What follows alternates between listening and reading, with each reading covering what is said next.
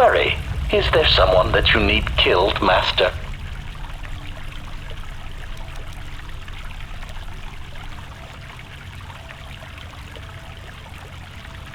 Statement. More questions. Wonderful.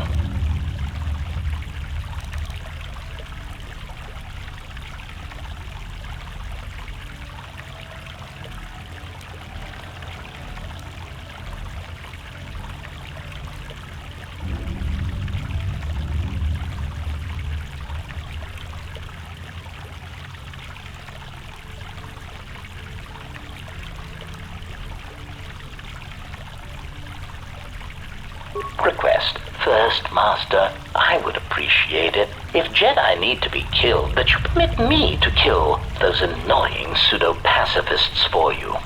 But if you are determined to do it yourself, then there are many techniques I would suggest.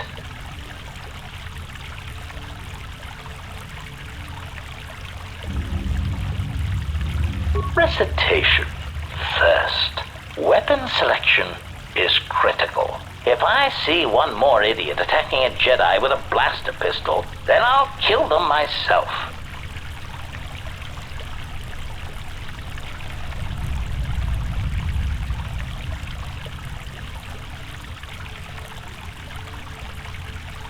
Answer. Select grenades, sonic screamers, cluster rockets, and plasma charges. Mines are also effective, since many Jedi will run to meet you in hand-to-hand combat. Silly Jedi. Addendum. Gas attacks are effective if you can take the Jedi by surprise. Inhalation is less effective than ones that work on skin contact, as some Jedi seem to be able to hold their breath for long periods of time. Cautionary. Still, don't rely on it, since Jedi can fight off the effects. It just distracts them, leaving them open to another avenue of attack.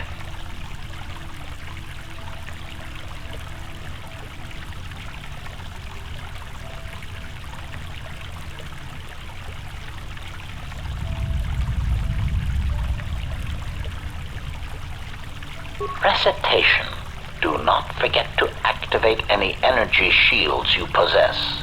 Lightsabers, while powerful, have trouble penetrating most military-issue energy shields, provided they are energy shields and not those crude Mandalorian melee shields.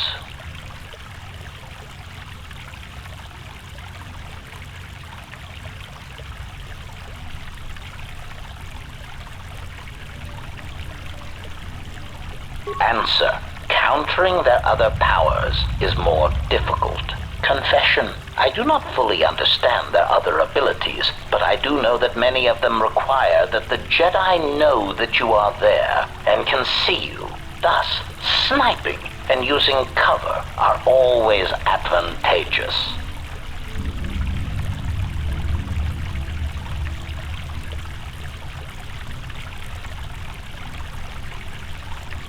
Evaluation.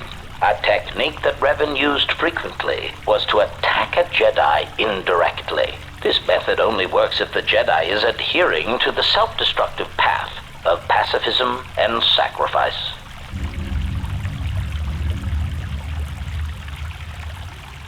Answer. Kill their allies or place them in jeopardy. Many Jedi will leave themselves exposed in order to protect another. That is why there are many less Jedi than there were a decade ago.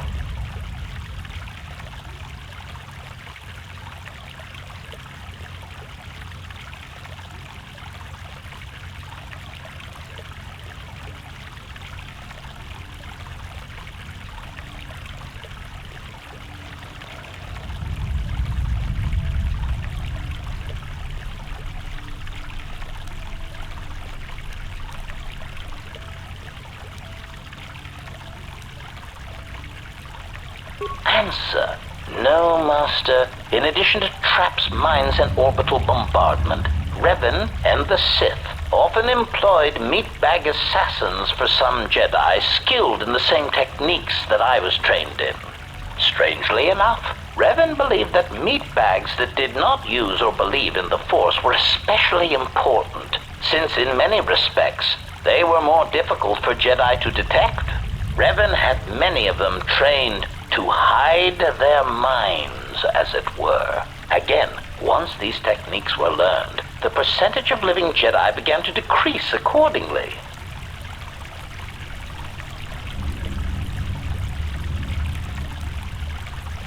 Answer. Generally, this was done by broadcasting strong emotions while thinking about something else. It was a curious technique, but it seemed to be effective in blinding Jedi. Whether guilt, lust, fear, they act as mental interference, making finding the true intentions of the broadcasting meatbag difficult.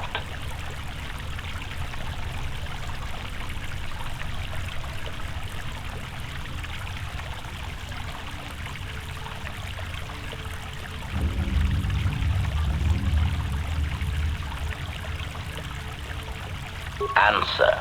Obviously, a Force-sensitive broadcasting such emotions puts themselves at a risk of not using the Force properly, since to use it seems to require an inner calm that most meatbags do not possess. As much as the Jedi could not use such a technique, the Sith Lords cannot use it for much the same reasons. Such passions as guilt, lust, and fear are really strengths to the Sith code. Statement. The Master felt it was ironic that only people who had experienced such passions could harm Jedi in such a way that to kill Jedi, you had to be a human being.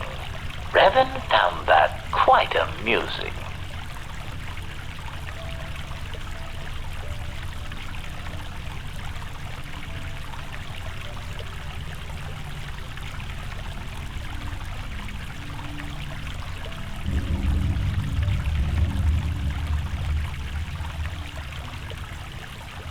Answer.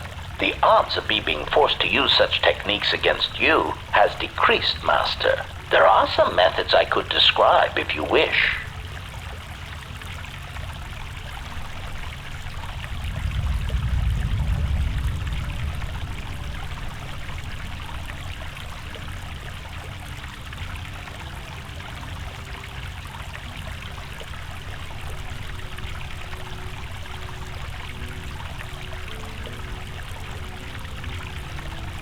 Statement.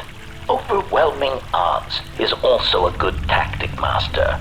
There are few Jedi that can long hold their ground against 100 attackers all firing at once, or being turned on by their own troops. But the most effective weapon against Jedi seems to be the erosion of the spirit.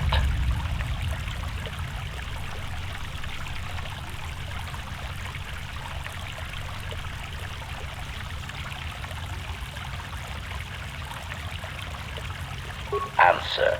Revan claimed that psychological warfare against Jedi was important because much of their power comes from their state of mind, their connection to this religion called the Force. Revan said that many Jedi have the capability to form connections to life around them, although few of them realize the extent to which this is possible. Recollection. I believe my master speculated that many Jedi did not fully form such connections because of their discipline, because they never opened their lives to the passions around them. I believe Revan termed it that one would need to be a human being to develop such connections. It is something that the Jedi Code could not teach. One simply knew it instinctively or not. Observation. Master, I am somewhat surprised that I need to explain this to you at all, considering your past with Revan.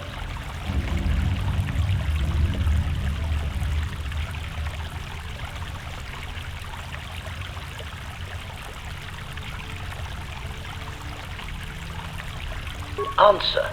Why, she said you had such capability, Master, but it would be your downfall. To tie so much of yourself into others, if they suffer or die, then you would die as well. Observation. I think Revan pitied you, Master. It was very insulting, if I may say so.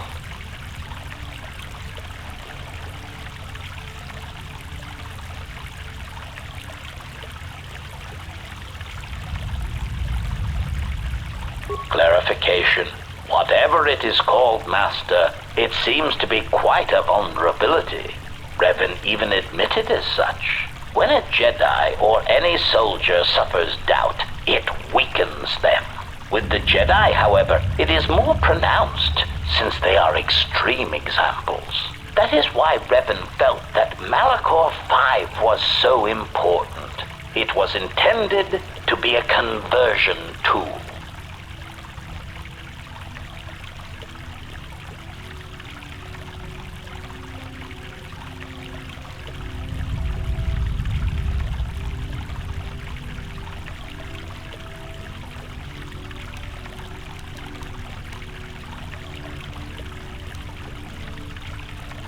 Assessment.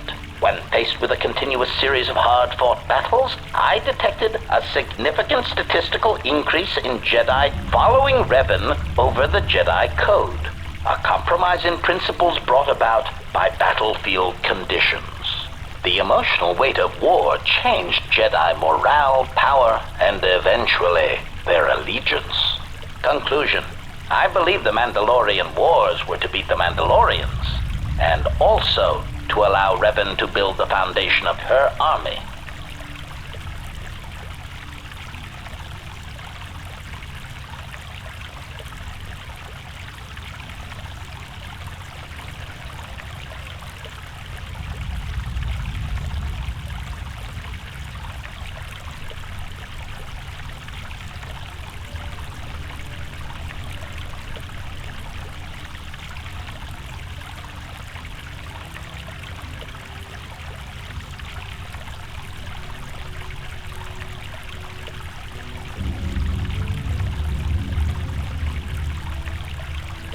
But I am surprised you have not already arrived at this conclusion.